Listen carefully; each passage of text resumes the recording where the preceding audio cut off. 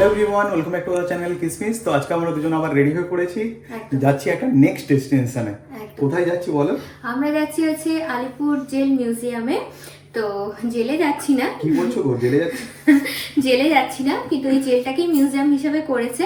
তোমরা এতদিনে অনেকেই হয়তো দেখেছো, আবার যারা যারা কেউ দেখোনি তাদের জন্য এই ভিডিওটা ভীষণই ভালো হতে চলেছে। আমরা গিয়ে সমস্ত কিছু ডিটেলস শেয়ার করব। আর কিভাবে যাচ্ছি, কিভাবে তোমরা যাবে, কখন মানে কটা থেকে কটা পর্যন্ত খোলা থাকবে, সবকিছু ডিটেলস এই ভিডিওতে শেয়ার করব। আর কিছুদিন অবধি বন্ধও ছিল না মাঝখানে, ওটা মাঝখানে বন্ধ ছিল, তো ওটা রিওপেনও হয়েছে। তো রিওপেনের পরে কি কি আছে ডিটেলস সবকিছু শেয়ার করব, তাই দেখতে থাকো। এখন আমরা নেমে পড়েছি এই হাজিরা মোড়টাতে। এই মোড় থেকে নেমে আমাদের বাঁদিকে যেতে হবে। চলে এসেছি এই অটো স্ট্যান্ডে, আলিপুরের অটো স্ট্যান্ড। এখান থেকে অটো ধরে যেতে হবে, অটোর ভাড়া হচ্ছে 10 টাকা করে।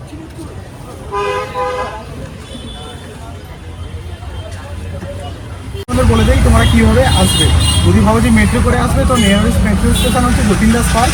আর যদি বলো না বাসে করে আসবো তাহলে হাজিরা মোড়ে নেমে ওখান থেকে একটু হেঁটে এলেই অটো স্ট্যান্ডটা পাবে। এই আলিপুর যাওয়ার বাসগুলো যাচ্ছে ওইদিকে একটু জাস্ট 3-4টা হাঁটলেই হচ্ছে অটো স্ট্যান্ড। অটো ধরে নেবে 10 টাকা করে। হ্যাঁ, অটো ভাড়া 10 টাকা করে। একদম মিউজিয়ামের কাছাকাছি সামনেই উল্টো দিকে নামিয়ে দেবে তোমাদের, নামিয়ে তোমাদের দিয়ে দেখাচ্ছি। এই যে দেখতে পাচ্ছ অটো আমাদের রাস্তার উল্টো দিকে নামিয়ে দিয়েছে। তো আমাদেরকে রাস্তাটা ক্রস করে জাস্ট ওই পাশে যেতে হবে। ওই পাশেই রয়েছে আলিপুর জেল মিউজিয়াম। তো এখানে দেখতে পাচ্ছ টাইমিংসটা দেওয়া আছে Tuesday to Sunday 11 to 5:30 PM অবধি। আর টিকিট কিন্তু 5টার ভেতরে আসবে, নাহলে টিকিট আর দেবে না। লাইট অ্যান্ড সাউন্ড যদি শো তোমরা দেখতে চাও তাহলে টিউসডে টু ওয়েডনেসডে শো আছে, একটা 6টা থেকে স্টার্ট হয়। আর ফ্রাইডে টু সানডে দুটো শো হবে, একটা 6টা থেকে স্টার্ট হচ্ছে, একটা 7টা থেকে। আর টিকিট কাউন্টার এখানে হচ্ছে 30 রুপিস করে। আর যদি লাইট অ্যান্ড সাউন্ড দেখতে চাও তাহলে 100 রুপিস পার হেড। চলো এখন আমরা ভেতরে ঢুকি আর টিকিট কাটি।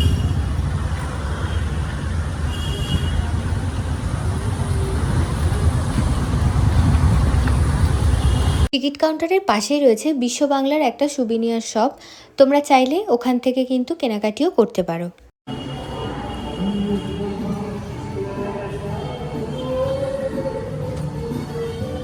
এই এখন আমরা আলিপুর মিউজিয়ামের একদম পুরো ভেতরে ঢুকে পড়েছি। আর আমাদের হাতে দিয়ে দিচ্ছে ম্যাপটা।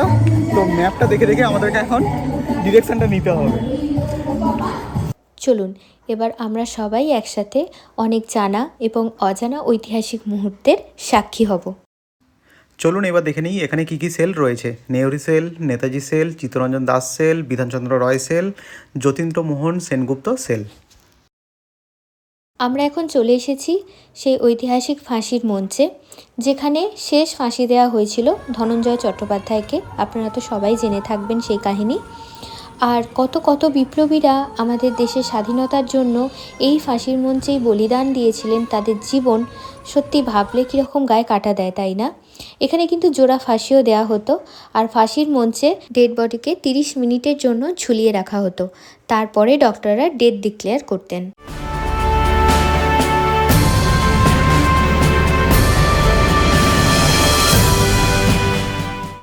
তো এখানে স্বাধীনতা সংগ্রামীদের এই যে ফাঁসি দেওয়া হতো।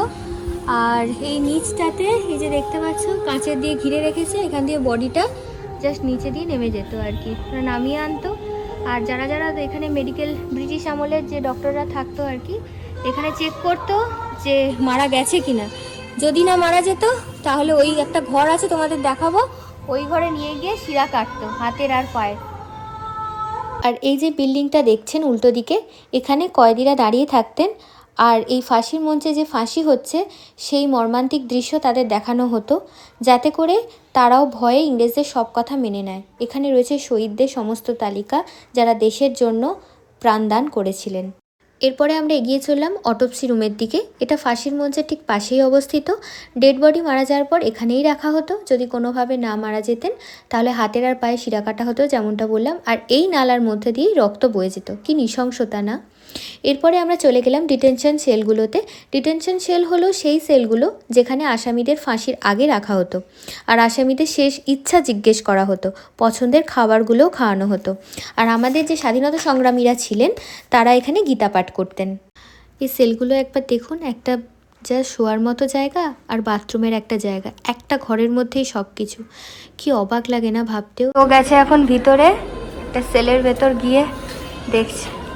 আমরা আমরা এখন মজা করছি, ছবি তুলছি, ভিডিও করছি, হ্যাঁ, কিন্তু যারা ছিল তাদের জাস্ট কন্ডিশনটা ভাবো একবার।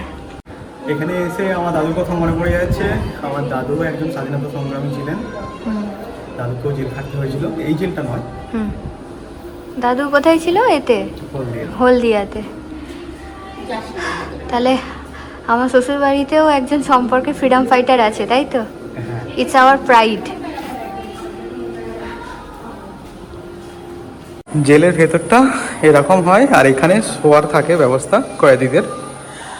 আর এখানে ওই কোণাতে একটা টয়লেটের ব্যবস্থা করা থাকে, এখন দেখছি নেই এটাতে, আগেটাতে দেখে এলাম ওখানে ছিল। হ্যাঁ, এটাতে দুজন থাকতে পারবে, দুজন কয়েদি থাকতে পারবে।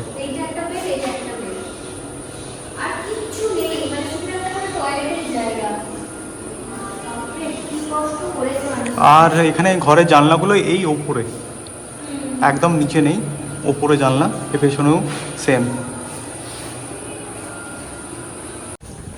তো এখন আমরা দাঁড়িয়ে আছি সেলগুলোর পরপর, দেখতে পাচ্ছেন নেতাজি সুভাষচন্দ্র বোসকে যে জেলে রাখা হয়েছিল, ডক্টর বিধানচন্দ্র রায়, চিত্তরঞ্জন দাস, যতীন্দ্রমোহন সেনগুপ্ত। তো চলুন এবার ওই সেলগুলো দেখি।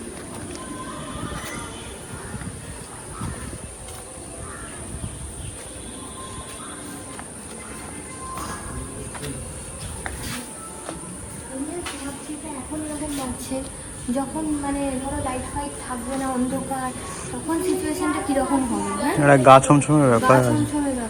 সামনে থেকে কিন্তু না দেখলে আপনারা সেই ফিলটাই নিতে পারবেন না। তবুও চলুন এক এক করে সেলগুলো আপনাদের ঘুরিয়ে দেখাই। প্রথমেই ঘুরে দেখলাম ডক্টর বিধানচন্দ্র রায় সেলটি। ভূতপূর্ব মুখ্যমন্ত্রী উনি আমাদের ছিলেন, এবং এই সেলে উনি 5ই সেপ্টেম্বর 1930 থেকে 16ই জানুয়ারি 1931 সাল অবধি প্রায় 5 মাস মতো এই সেলেই বন্দী ছিলেন। উপরে উঠছি দোতলার কক্ষগুলো দেখার জন্য। উপরে মনে হচ্ছে নেতাজি সুভাষচন্দ্র বোসের সেলটা আছে। হ্যাঁ, আমাদের সকলের প্রিয় নেতাজি সুভাষচন্দ্র বসু এখানে 23শে জানুয়ারি 1930 থেকে 1930-এরই 23শে সেপ্টেম্বর অবধি বন্দী ছিলেন এই সেলে, প্রায় 8 মাস মতো। ভাবতে পারছেন যে দিনটি 23শে জানুয়ারি আমরা সকলে নেতাজি সুভাষচন্দ্র বসুর জন্মদিন হিসাবে পালন করি, সেই জন্মদিনের দিনেও উনি এই সেলে বন্দী ছিলেন শুধুমাত্র স্বাধীনতার জন্য। ভিতরে ওনার একটা মূর্তি আছে, তার সাথে অনেক ফটোগ্রাফসও আছে। এরপরে গেলাম দেশবন্ধু চিত্তরঞ্জন দাসের সেলটি। ইনি 14ই ফেব্রুয়ারি 1922 থেকে 9ই আগস্ট 1922 অবধি এই সেলেই বন্দী ছিলেন।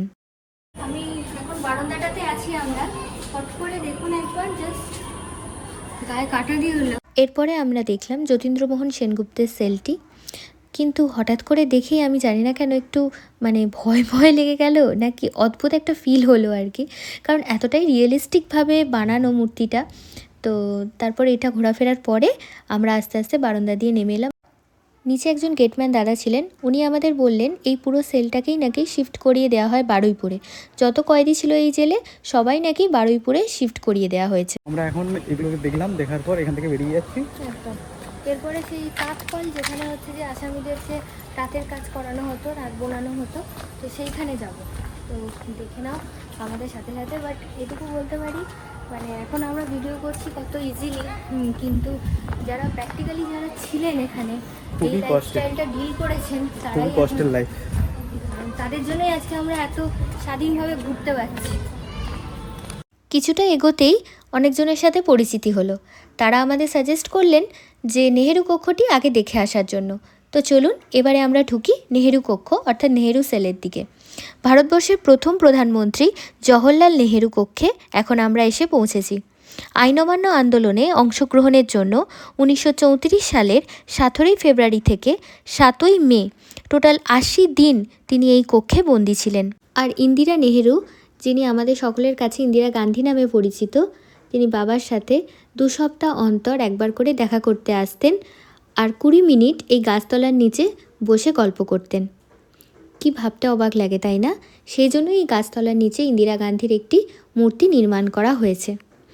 তো এরপরে এই নেহেরু কক্ষটি দেখার পর আমরা চলে গেলাম সাধারণ সেল, অর্থাৎ নর্মালি যেভাবে কয়েদিদের রাখা হতো, তো সেই কারাগার দর্শন করতে।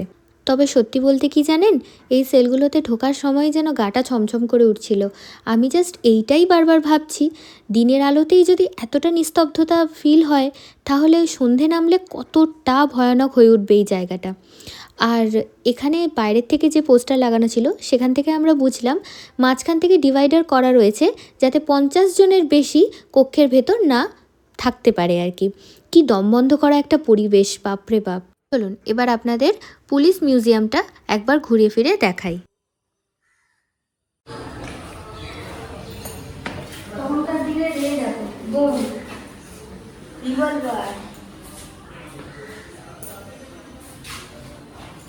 শিবপুরের নরেন্দ্র ব্যানার্জির কাছ থেকে 1 সেপ্টেম্বর 1913 সালে আগ্নেয়াস্ত্র উদ্ধার করা হয়। আলিপুর জেলে নরেন গোসাইকে হত্যার জন্য সত্যেন্দ্রনাথ বসুর ব্যবহৃত রিভলভার, সেইগুলো রেখে দিয়েছে। হ্যাঁ, পিস্তল use by Khulna Jessore gang members in 1910। বোমগুলো, পিতলের বোমার খোল, বড় কাঠের বোমার খোল, কপার আছে, বোম সেল। এরপরে আমরা চলে এলাম ওয়াচ টাওয়ারটি দেখতে। গোটা সেলের মধ্যে এই বিল্ডিংটা হচ্ছে সবচেয়ে উচ্চতম একটা বিল্ডিং। আর এখানে এখন রিনোভেশন করে ওই আন্দামানের যে সেলুলার জেল আছে সেটারই আদলে ভেতরে অনেক কিছু করা হয়েছে। অনেক লাইট অ্যান্ড সাউন্ড শো ভেতরে চালানো হচ্ছে, অনেক রকমের মূর্তি তৈরি করা হয়েছে। কিন্তু অ্যাকচুয়ালি এটা আগে ইউজ করা হতো কয়েদিদের নজরদারি করার জন্য। কোনো কয়েদি পাঁচিল টপকে বাইরে যাতে না বেরিয়ে যেতে পারে, বা তারা প্রপারলি কাজগুলো করছে নাকি, তাঁতের কাজগুলো করছে নাকি, সেগুলোর খবরদারি এই ওয়াচ টাওয়ার থেকেই করা হতো।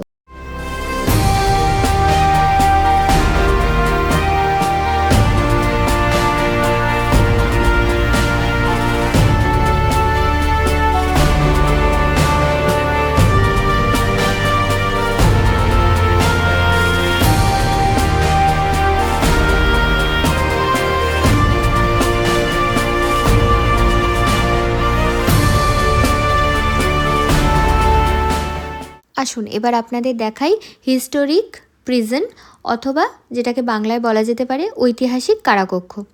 তো এইটার ওপর পোর্শন বা নিচের পোর্শন, মানে ওপর নিচ করে, মানে দুতলার একটা বিল্ডিং। তো নিচের পোর্শনে বিভিন্ন রকমের এখানে মূর্তি তৈরি করা হয়েছে। আর প্রত্যেকটা জাস্ট মূর্তিগুলো আপনারা দেখুন, মানে অরিজিনালি যেভাবে কয়েদিরা এখানে থাকতেন, যেভাবে স্নান করতো, তাদের লাইফস্টাইল যেভাবে চলতো আর কি, পুরো এক্স্যাক্টলি মানে ওই রকমই একটা ফিল এখানে দেয়া হয়েছে। আর ব্যাকগ্রাউন্ডে এমন এমন সব মিউজিক চলছে, মনে হবে যেন অরিজিনালি এরা কথোপকথন করছে। না দেখলে তো বুঝতেই পারবেন না, তবু আপনাদের এক ঝলক দেখানোর চেষ্টা করছি আমরা।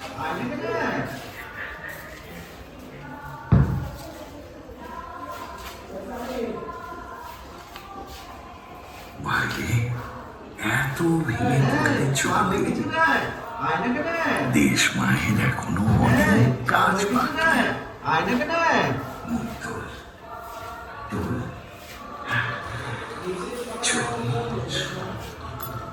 আমাদের যে পারতেই হবে।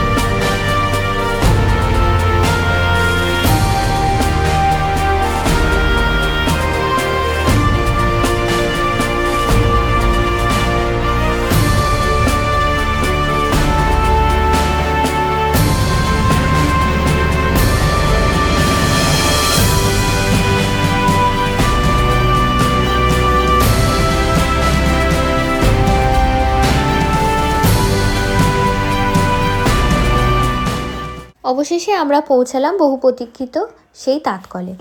তো আলিপুর সেন্ট্রাল জেলে সশ্রম কারাদণ্ডে দণ্ডিত করা হতো যে কয়েদিদেরকে, তো সেই কয়েদিদের দিয়েই চরকার মাধ্যমে তাঁত বুননের কাজ করানো হতো। আর ভিতরে অনেক রকমের মূর্তি রাখা রয়েছে, সেই মূর্তিগুলোই হচ্ছে তারই এক ঝলক।